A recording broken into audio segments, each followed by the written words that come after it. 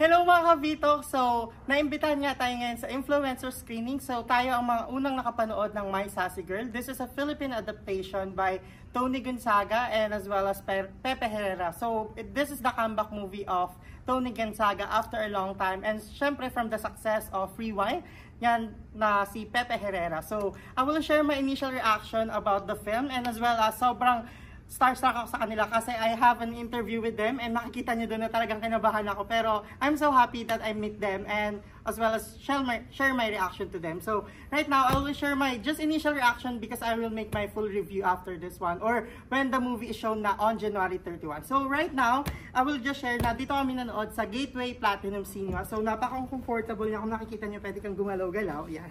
And yung upuan din niya. So yan. So ganito kami nanood kanina. So yan, napakasaya lang niya. Bukod sa napaka-comfortable ng seat kanina, yung movie din na My Sassy Girl is napakaganda dahil this is nga a Philippine adaptation from the word itself na Filipino.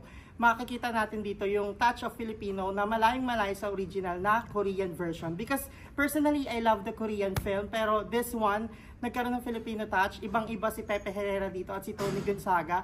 Kitang-kita mo yung kilig at chemistry sa kanilang dalawa pag magkasama sila, and as well as may twist na maaabangan tayo sa dulo na walang-wala dun sa original. And yan, hindi ko na i-spoil everything because I will make my full review, but napakaganda niya. And abangan natin to sa January 31 in cinemas nationwide. And pumunta rin tayo sa premiere to support them, okay? Love you guys and please watch my video with them. Sobra akong kinilig dun at kinabahan. Thank you!